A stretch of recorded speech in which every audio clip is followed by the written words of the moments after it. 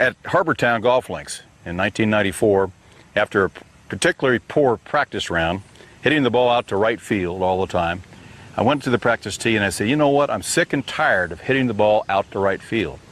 Back in those days, I was still swinging the golf club with the reverse C position at impact. Take the club back, drive the legs, and be in this position like this. The problem is the club got stuck behind me and I had to flip it at impact, causing all sorts of problems.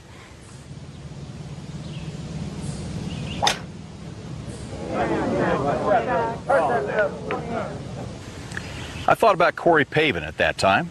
And I said, you know, the way Corey Pavin makes his practice swing is he takes the club back and then he comes right over the top like this in his practice swing. He goes inside and like this. And I said, you know what, I'm tired of swinging the club where it comes in and it gets stuck like this at impact. I want to make that club go left. So how do I do that? Corey Pavin's practice swing came to mind.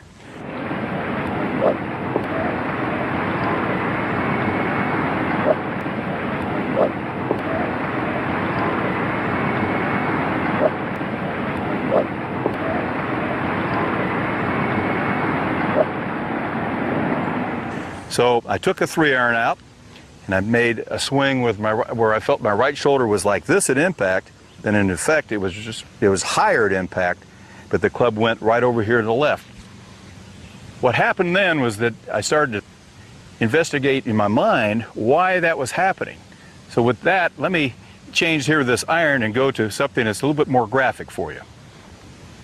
Now, what I was doing prior to making that change was this. I was taking the club back, and watch my shoulder plane right here with this rod over my shoulders. I was taking the club back properly like this, but on the downswing I was driving my legs, and look at where the rod goes and look how deep this gets like this at impact. What Corey Pavin's swing tried to make me do and did make me do was this. It got me to go back on this plane like this, but come through on the same plane like this. Go back like this and come through on the same plane like that. Many times I teach the shoulder plane rotation this way.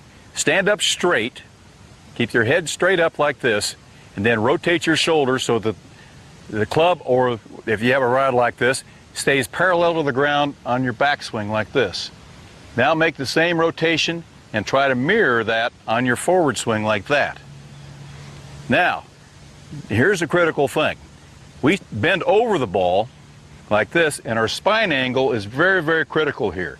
Our spine angle should remain the same in the golf swing, but we still turn our shoulders perpendicular to my spine angle this way, and then back into the ball that way.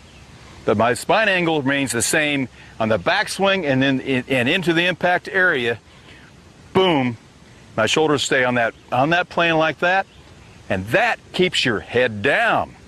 That doesn't allow your head to bob up, but it also makes you turn around the base of your neck, there and there. Now let's try it with a 3-iron.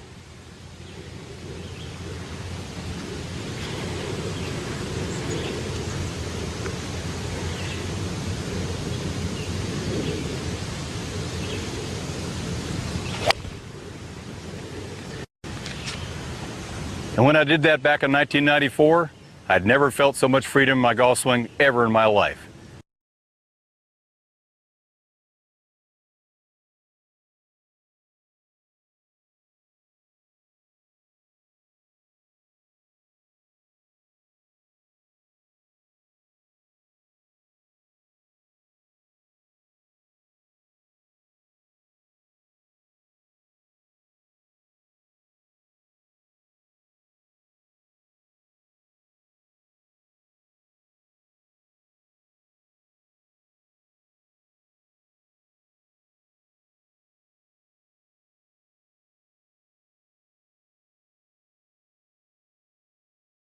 One of the things I use when I'm trying to teach keeping the spine angle consistent or keeping it the same angle is a white coat hanger. Very simple. What you do, you bend it up, you make a little hole at the top of it there, stick it in the ground, then position it so that you're looking through the hole at the golf ball. When you make your backswing, that ball should be still in the hole like that. When you're making in the downswing, it should be still in the hole like that. What's that do? It helps promote you turning your shoulders perpendicular to your spine and around and through on the same plane. Sam Snead was a perfect example of keeping his head dead still, turning it around the base of his neck or his spine perpendicular to his spine. Now let's try to hit this ball.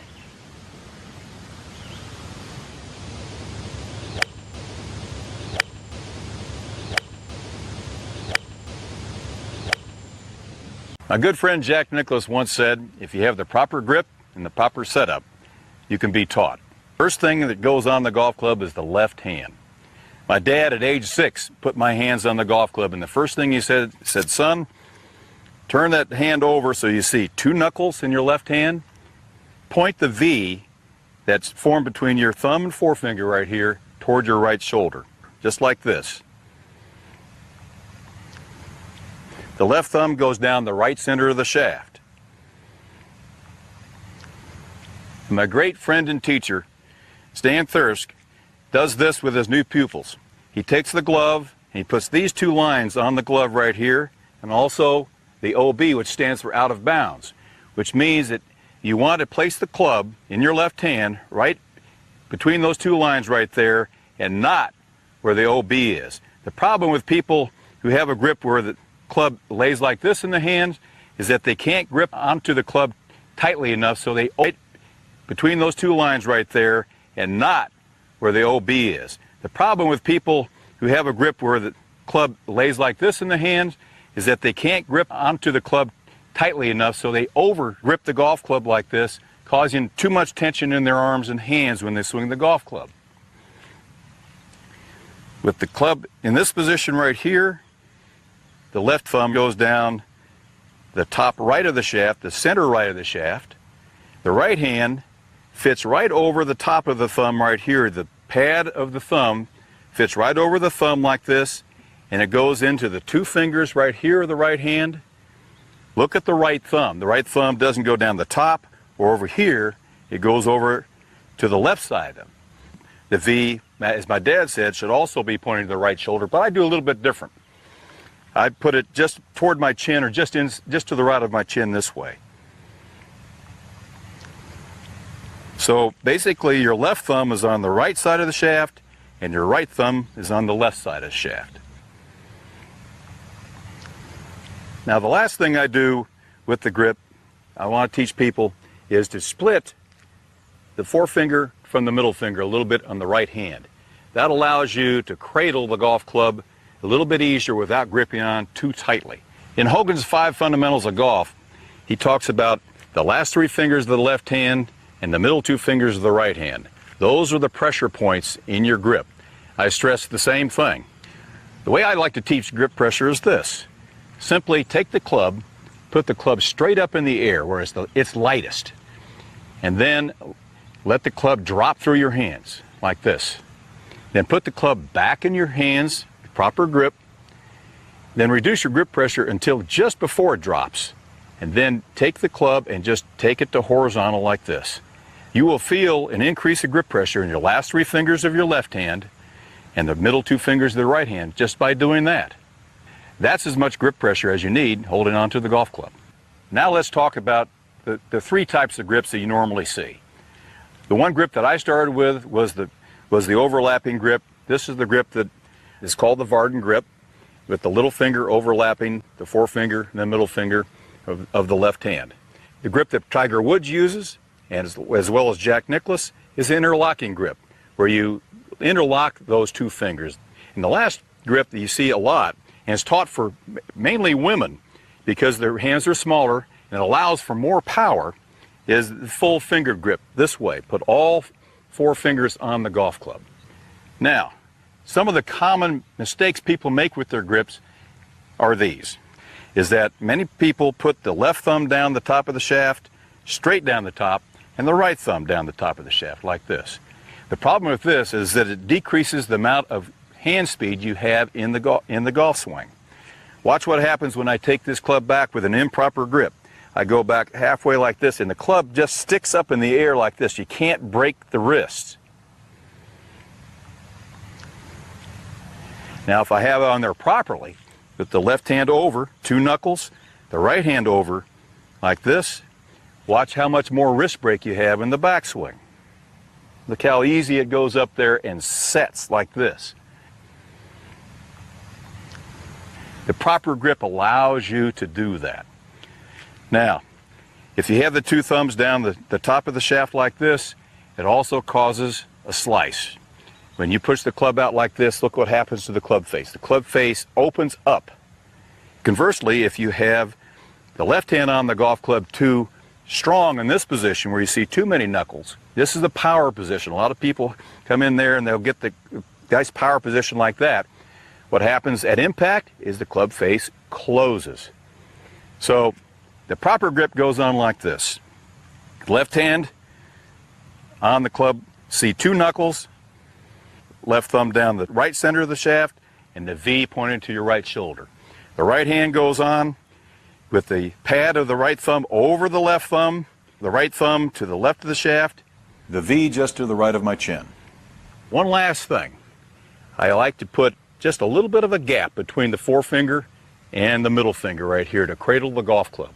When I play in pro-ams or with amateurs and I see this,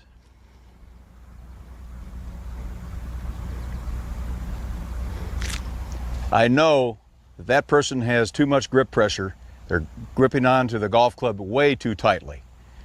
This chapter is about the proper grip pressure. First of all, let's talk about where the pressure points are in the grip. Pressure points in the grip in the left hand are these last 3 fingers of the left hand. They grip the golf club like this.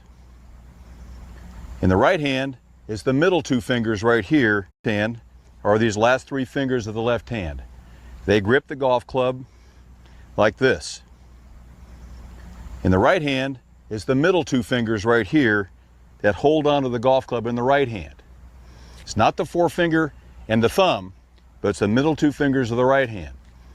In fact, I've seen lots of players, from John Daly to Fred Couples, even Ben Hogan used to practice with these 2 fingers off the golf club like this, just to make sure that these 3 fingers and those 2 fingers are the pressure points in the grip.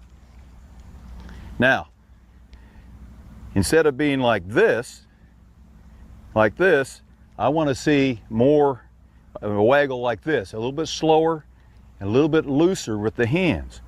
When you grip the club, the last 3 fingers of the left hand are the tightest. The middle 2 fingers are on there a little bit less tight. These 2 fingers are not tight at all. My good old friend Stan Thurst said, keep the club in your fingers, meaning that the palm of the hand right here is not the place to put the club. It's in the fingers of the left hand there, in the fingers of the right hand there. That's how you grip the golf club. During the swing, you want to maintain that same amount of pressure in your last 3 fingers of the left hand and the middle 2 fingers of the right hand. You don't want to increase the pressure at all in the golf swing. It will increase naturally on the downswing with the centrifugal force, but it doesn't get really tight at any time in the golf swing, especially the right hand. You want that right hand, when it's in the hitting area like there, to be able to be flexible and just fire through there like that, compressing the ball and creating club head speed. The most relaxed grip pressure you can have without losing control of the club head during the swing is where you want to pull the club head during the swing, is where you want to pull the club head during the swing, is where you want to be with your grip pressure in your golf swing. In chipping, I don't like to use the full length of the golf club. I like to grip down on the golf club and keep it in the same position for all your chip shots, so you have a basic same feel with the club head. The other thing is grip pressure. One of the common mistakes I see with a lot of poor chippers is how tightly they grip onto the golf club. That leads into real stiff hands they get and very fast types of golf swings. Keep the grip pressure light. You must feel the weight of the club head. All right, start with your body square to the line. All your knees, hips, shoulders, all square to the line. Then I want you to move your whole body open, which means you aim it left of the line like this. Then I want you to twist twist your hips and your shoulders back to square on the line, like this. Now, make a few practice swings. Try to brush the grass. That will establish the bottom of your arc. Then place the ball just at the beginning of the bottom of the arc and hit it.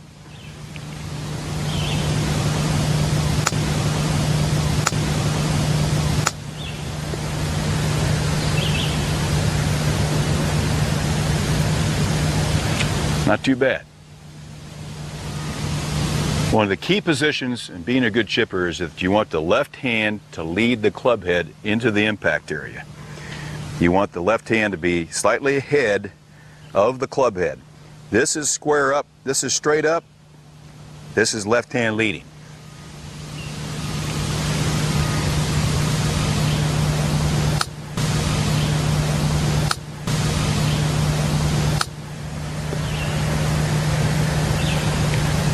Remember, you want the left hand to lead the club head into the impact area.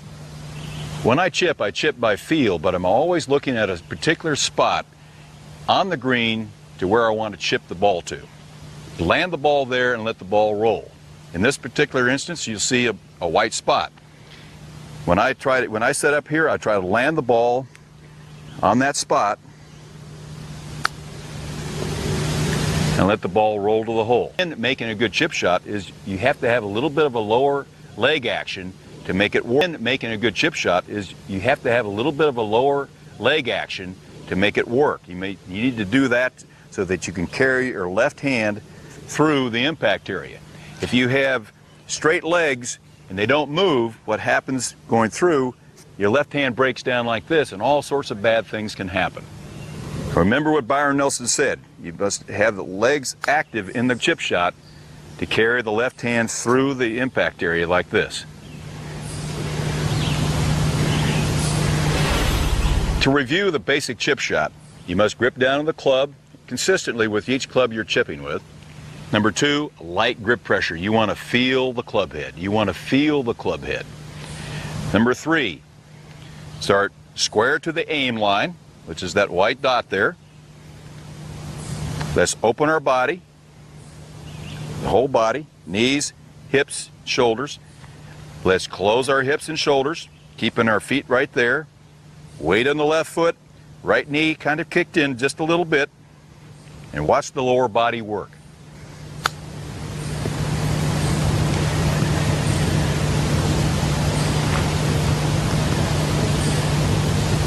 High, soft lob shot. With the modern day equipment, with the 60-degree lob wedges, even the 64-degree lob wedges, it makes this shot a lot easier. But when I started with a 56-degree sand wedge. The 56-degree sand wedge wouldn't loft the ball up high enough for this particular shot to stop it on this downslope close enough to the hole. So my good friend Stan Thirsk, my mentor, taught me when at age 11, I'll never forget the day, he taught me how to hit a very high, soft shot. First of all, you open your body up to the target. Second of all, you take the club head and you open the club head. That's a square club head. You open it up 45 degrees like that. Then take your left hand grip and weaken it. Make sure that the left thumb is pointing straight down the shaft and the right hand is over it like this. That'll keep the face open as you go through the impact area. Now, combine that with a change in the backswing. Instead of this backswing going back square like this or straight back from the ball and up, Stan taught me to take the club and take it on the outside and then cut across it going like this. With all these factors, you can hit this ball very hard and the ball is going to go high and soft. So watch this. Now this shot is about the toughest shot you can get. It's to the downslope, it's to a tight pin, and you have to get the ball as high and as softly as possible. Let's review. The high soft lob shot should be played this way. Make sure that the club face is open about 45 degrees. Turn your grip over to a weak position. The left thumb straight down the shaft, the right hand over a little bit more. This keeps the club face going open. Keeps it open going through the impact area. And then, as Stan said, hit the club on the outside and cut across it like this. Don't be afraid to hit this ball hard, because the key here is to get the ball high and soft, and with the club face in this position, you need to hit it very hard to get this ball up in the air. Watch this. Out and up. High and soft. Just trickles down there.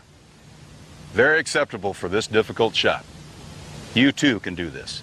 Do what the great Ben Hogan did, and that is to maintain your wrist cock well into your downswing.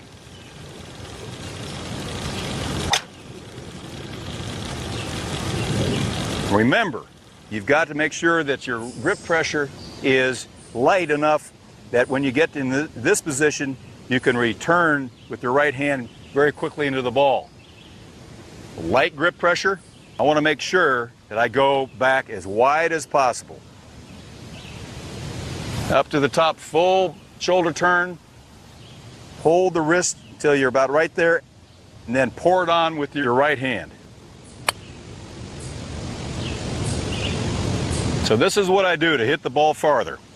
Maintain very light grip pressure. The reason you do that is that when you're swinging hard, you want to be able to return the club to square.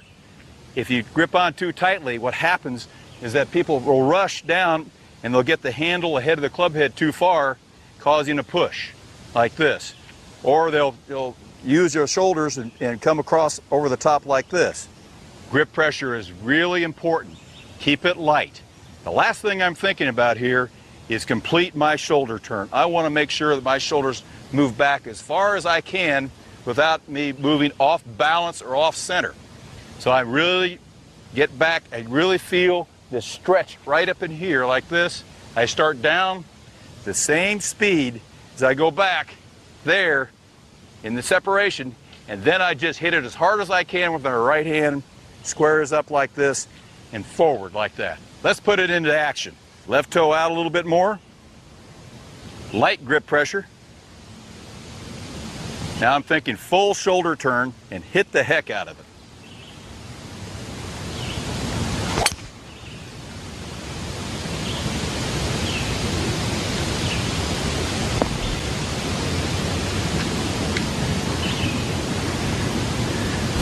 So this is what I do to hit the ball farther.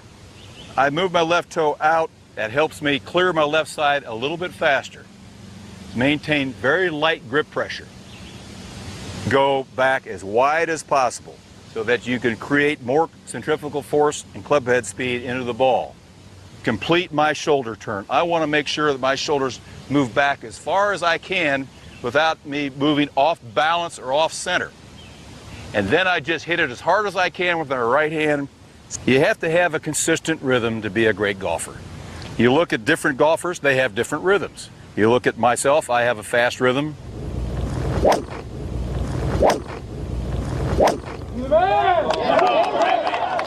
Nick Price.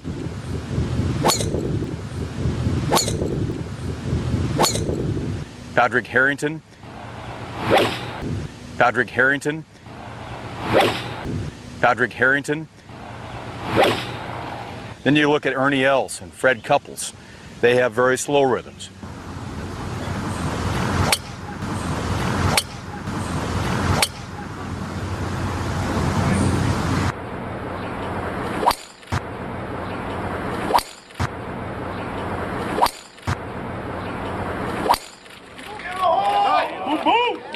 The best rhythm I probably ever saw was Sam Snead. He had a rhythm that he called oily. He wanted to have his swing nice and oily.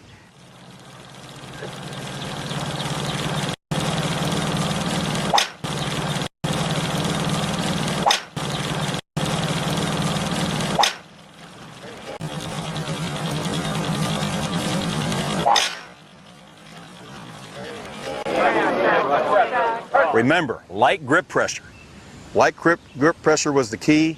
Sam he took that long waggle like that and turned his head. Nice, smooth rhythm. Usually a very good success. I have another idea, and I've learned this from a friend who sent me by letter a long time ago. He said, rhythm can be defined as thinking of the word Edelweiss. in your golf swing. Now, Edelweiss sounds kind of goofy, but really, if you think about it, everybody has a certain rhythm to their golf swing. Now, if I'm taking a cut at the golf ball and I swing Edelweiss like that, that's my rhythm. Now, some people's Edelweiss may be faster or slower than my Edelweiss, but I like the term Edelweiss because it gives you a rhythm with which you can swing the golf club consistently. Edelweiss. Could be Edelweiss. It could be Edelweiss. Now, sometimes Edelweiss doesn't work. Sometimes you have to go to extreme measures. Those measures have to do with the feel of the golf club. Sometimes we just simply lose the feel of the golf club. A lot of that has to do with grip pressure. We're gripping on too tight, or we're walking too fast. One of the great stories that I share about Byron Nelson. Byron said when he got under pressure, he always walked too fast. And he said, Tom, do two things. Walk a little slower and breathe a little deeper. But there's another thing you can do. When the heat's on, the club doesn't feel like there's anything in your hand, do this. Take the club, and instead of taking the club and swinging it with that end of it on, turn it over and swing the club with just the grip end.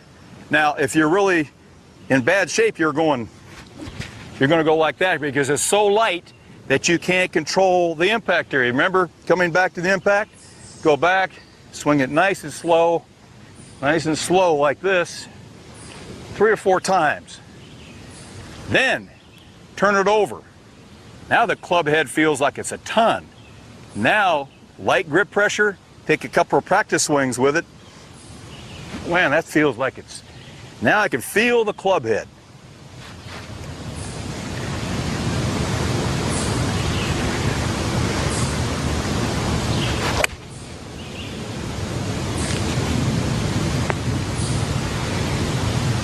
And the last thing I want to share is how hard should you swing the golf club? The key here is how hard you should swing the golf club and keep it in rhythm. Some players can feel like they can swing it close to 90 to 95% and keep it in rhythm. Other people, they lose their balance just a little bit, so they shouldn't go quite that hard. But as a general rule, I like to say swing about 90 to 95% when you feel like you're in good balance with your driver, and with your other clubs, maybe 85 and 90%.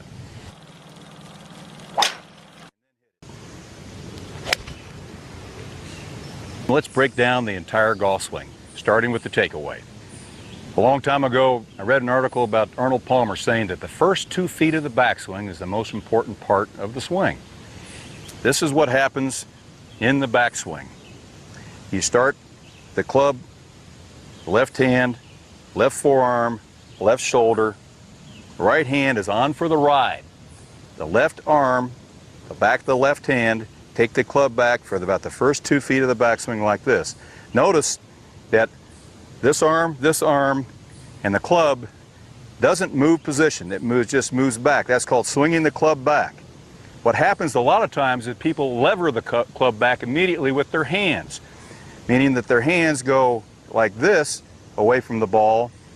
They either go around, up, but what happens, it makes the club very heavy in the golf swing. By doing this the proper way, taking the club back for the first 2 feet without moving much of anything, now the club can go up and set properly with the hands.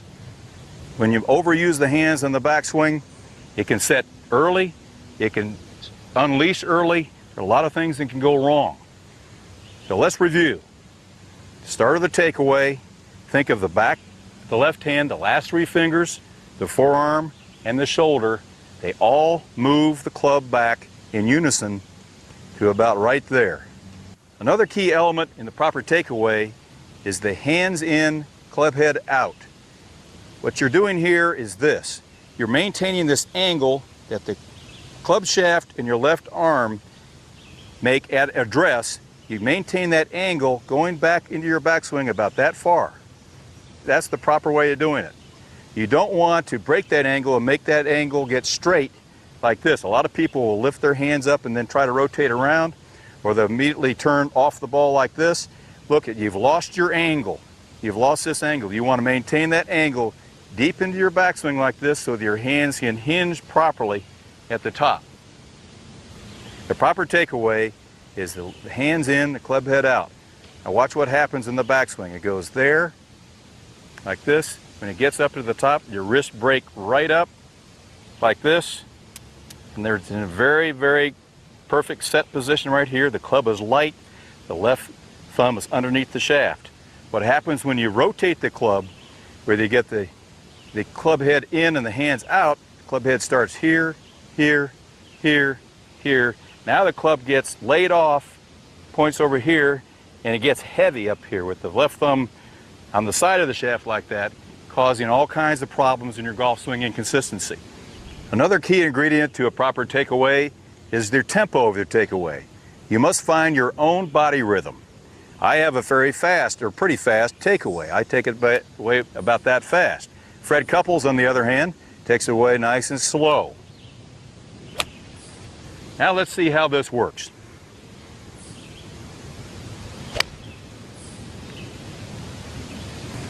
Don't forget, there's a sequence that happens. Your left arm, left hand, and left shoulder start the backswing, as we said before. The movement goes this way. The left arm, left shoulder goes this way like I said before. The movement goes this way. The left arm, left shoulder goes this way like I said before. The movement goes this way. The left arm, left shoulder goes this way like this, but watch what happens to the left knee. The left knee starts to collapse into the ball like this, and the right hip starts to turn out of the way backwards like this. The key element here is that it is a sequence, that your shoulders start your hip turn. Your shoulders start first, then your hips are pulled by your shoulders on your backswing. The things we've got to stay away from are the straightening of the right knee in the backswing or the flexing outside the right foot of the right knee. Now watch what happens in a bad backswing. This is the dreaded reverse pivot, where the right knee straightens and your weight goes forward like this. Or the person who wants to get behind the ball, they slide this way and the right knee gets off the ball this way like that. We don't want to do that. What we want to do is continue the sequence on the backswing, which is left arm, left shoulder, club head starts this way, the left knee collapses in toward the ball, the right hip goes back, we get the club up in a proper position like that. That's how we transition into the backswing to the top of it.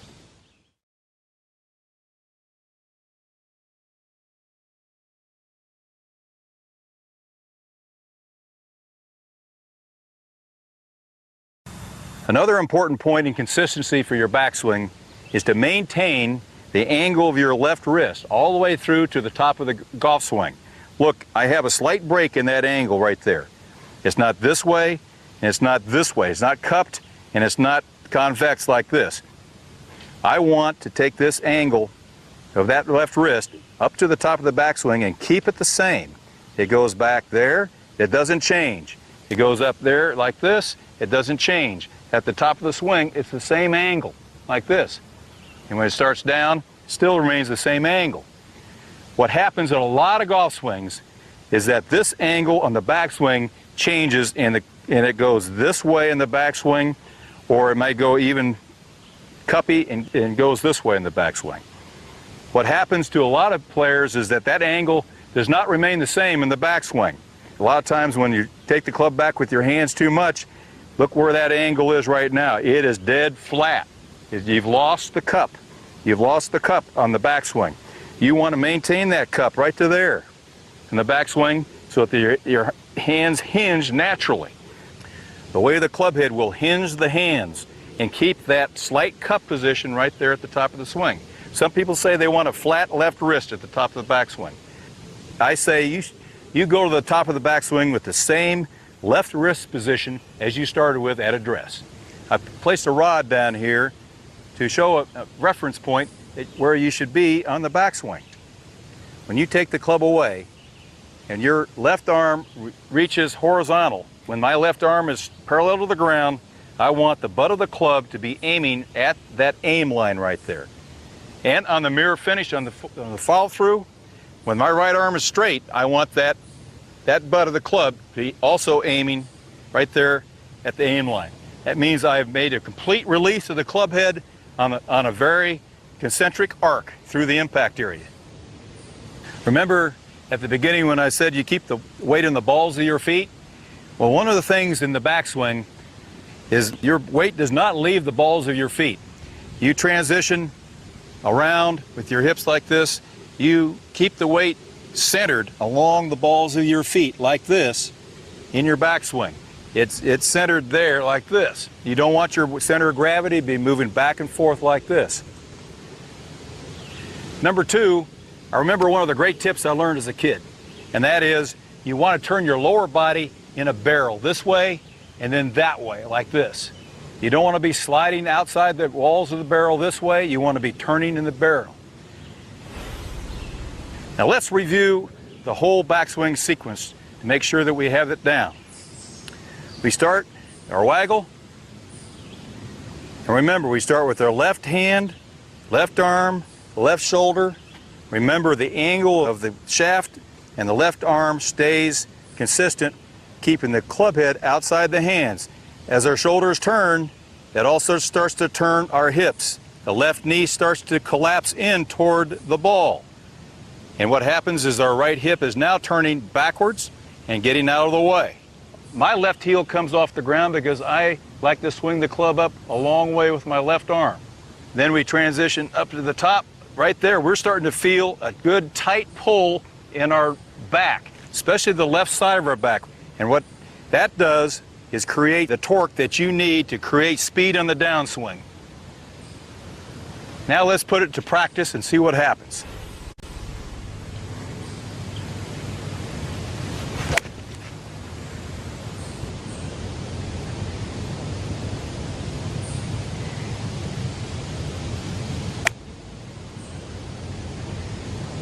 Let's talk about the transition, defined as the change from the backswing to the downswing. I'm often asked two questions. One, what stops the backswing? And the other is, what starts the downswing? Well, the answer is the same. I mean, it's very simple. This is what happens. We have talked about what happens at the top of the backswing, where the club goes back, your shoulders, the club goes back, and you're starting to feel a real tension in your back, in your left side of your back right here, all the way down to your hip. That's the coiling action that we're talking about. We want that coiling action to create some tension there, and what happens is that before the backswing ends, watch my left heel, it goes down like this. That is called separation. What happens is that my lower body separates the turn from my upper body, which is still going back, and creates a little bit of a separation. My hips are a little bit in front of my shoulders now. That's the power move in golf that I think is essential to hitting the ball your maximum distance.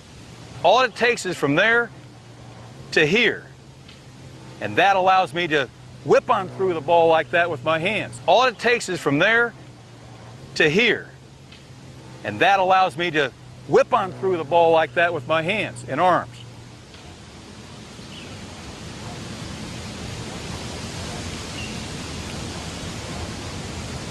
One of the keys to the proper transition is that your left shoulder, when it gets up to the top, does not straighten up this way, but it almost feels as if the left shoulder goes down like this, and then your arms come on through. But what you're doing is keeping your shoulders on the same plane. Remember, there and there. If you look at my left shoulder starts this way. It doesn't start that way. That's one of the killers that I see in a lot of golf swings. On the transition, people stand up or they pull up. So let's review this. The transition starts at the top of the swing, starts with the left heel down, left shoulder down, and from there, my good friend Jack Nicklaus said, you can go ahead and release the club with your right hand as hard as you want. Remember, grip pressure here is very important. If you have too tight a grip pressure, you'll go ahead and swing in front of the ball like this and hit it to the right. Got to have nice, relaxed hands and go ahead and throw that club head at the ball. Let's see if it works.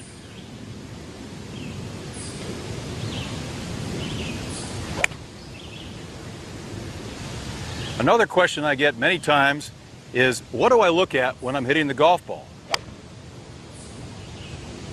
Well, it's pretty simple. I look at the point where I'm making contact with this golf ball, which is directly on this side of the golf ball in the center of it. Now I'm looking at the ball. I'm squaring the club head up with the center of that back of the ball. That's where I look at. I look at that point and that point only.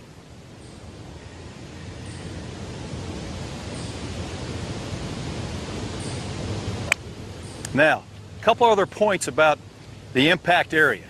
One from Sam Snead again, and the other one from my good friend Byron Nelson. Sam Snead said, start with the club at your starting position this way, take it up to the top, and then come down and stop right there. Try it again. Take it up to the top, come back and stop.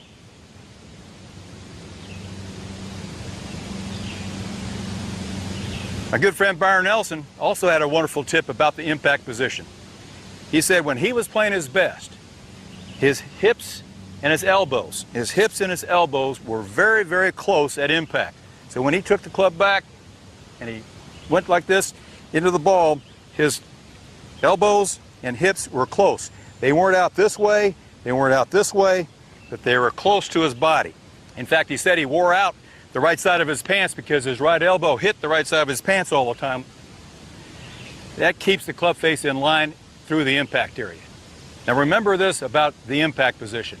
What we try to do is establish a lot of constants in our golf swing so that the bottom of our arc is always forward of the center. What we're trying to do is catch the ball at the beginning of the bottom of the arc. The bottom of the arc is just ahead of the ball. Our goal is to consistently get the bottom of the arc at the same place on the ground every time we swing the golf club. We've talked about the impact position, but now let's talk about the follow-through to the finish. Now there isn't any time really to think about this, but there are a couple things that you can do to effectively get in the right position on the follow-through. One of the things is a tried and true tip that used to use a handkerchief and now we use a towel. Put that under your left armpit there, and what the whole idea is to hold it there throughout the entire swing. Now this has been used by Sam Snead, this has been used by Vijay Singh, but it's really one of those things that really helps keep you tied in this way. Keep that close to your chest, that's the main thing.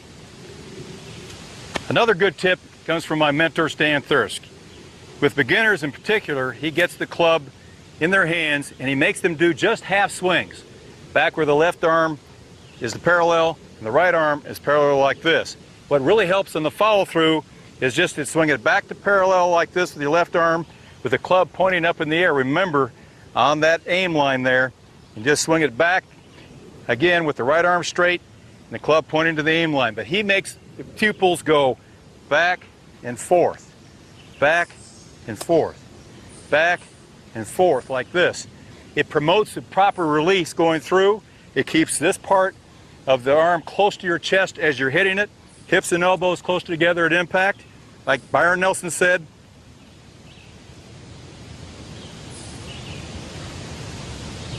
and then when I was 6 years old, Dad said, all right, son, when you finish your golf swing, finish with your belt buckle facing the hole this way. One last tip. See if you can raise your right foot off the ground when you're in the follow-through position like this. That'll help you get to the final position, and you'll be a better golfer because of it.